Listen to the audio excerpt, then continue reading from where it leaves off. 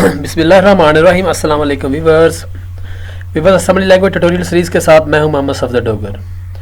Viewers, आज की video के अंदर जो टॉपिक हम डिस्कस करेंगे वो है जी एक्स और भी इसे लोग बोलते हैं या एक्सॉर भी बोलते हैं। एक्स और इंस्ट्रक्शन इन असेंबली लैंग्वेज। अगर हम इसकी डेफिनेशन की बात करें तो एक्स और instruction implement the bit wise XOR operations.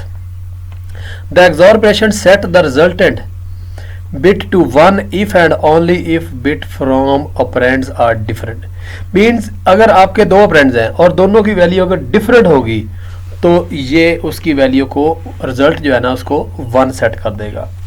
But if the bits from the operands are same the resultant bit is set to 0। अब देखिए व्यूअर्स, इसका जो मेन समझने की थीम है वो यही है कि अगर आपके दोनों ऑपरेंड की वैल्यू डिफरेंट होगी, यानी कि एक की 0 हो दूसरे की 1 हो या पहले की 1 हो दूसरे की 0 हो, तो रिजल्ट के तौर पे ये इसको 1 सेट कर देगा। बट अगर इसकी वैल्यू सेम हो, मीन कि ए की वैल्यू भी 0 हो बी की वैल्यू भी 0 हो, तो ये इसको 0 कर देगा। बट अगर ए की वैल्यू भी 1 हो और बी की वैल्यू भी 1 हो तो इसको क्या कर देगा, वो 0 कर देगा। उसके बाद अगर हम इसके सिंटैक्स की बात करते हैं तो XOR destination comma source both operand must be same size. ये क्या करेगा, सोर्स को और डेस्टिनेशन को एक्सॉर इंप्लीमेंट करेगा और रिजल्ट जो है ना आपका डेस्टिनेशन के ऊपर इसको जो है ना वो स्टोर कर देगा। अगर हम इसके वर्क की बात करते हैं, ये ट्रुथ टेबल हमारे पास ए है, ये बी ऑपरेंड है और ये एक्सॉर का रिजल्ट आ रहा है। यानी कि पहले की वैल्यू भी 0 थी दूसरे की वैल्यू भी 0 है, यानी कि सेम वैल्यू है, यानी कि दोनों ऑपरेंड की वैल्यू सेम है, तो रिजल्ट में क्या आ जाएगा, 0 आ जाएगा। यहाँ पे ए की वैल्यू 0 है और बी की वैल्यू 1 है, यानी कि दोनों ऑपरेंड की वैल्यू डिफरेंट है, तो यहाँ पे रिजल्ट क्या आ जाएगा, 1 सेट कर जाएगा। इस तरह ए की वैल्यू 1 है बी की 0 है, तो ये दोनों ऑपरेंड की वैल्यू डिफरेंट है, तो रिजल्ट में क्या आ जाएगा, 1 आ जाएगा।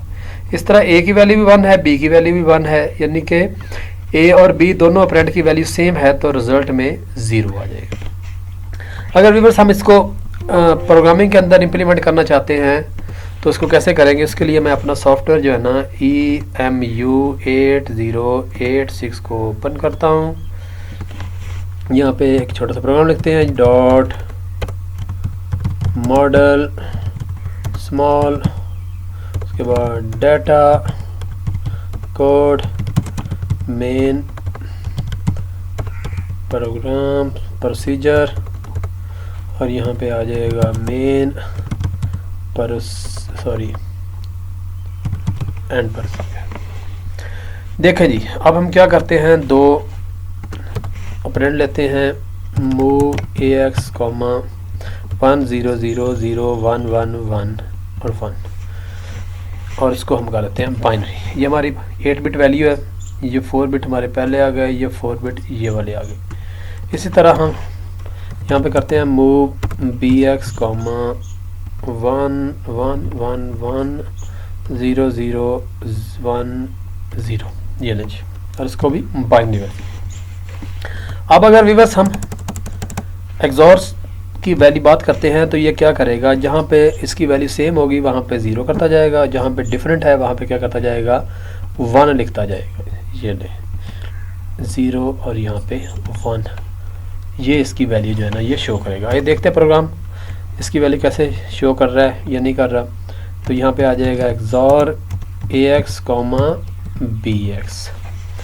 ये ले जी, एमुलेट करते हैं।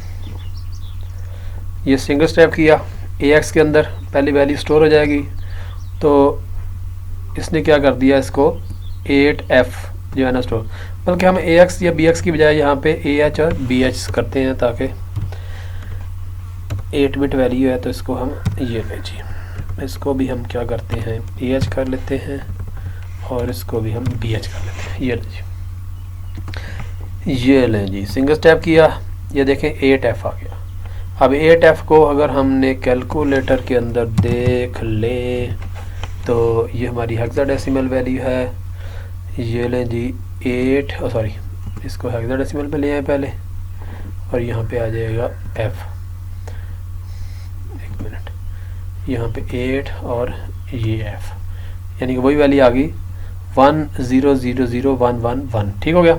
उसके बाद सिंगल स्टेप करते हैं तो ये F2 आ गया।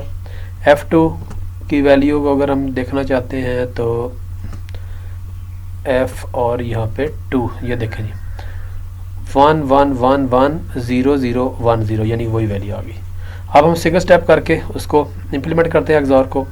अब इसने क्या किया, AX और AH और BH में एक्सॉर को इम्प्लीमेंट किया और रिजल्ट किस में डाल दिया उसने, AH में।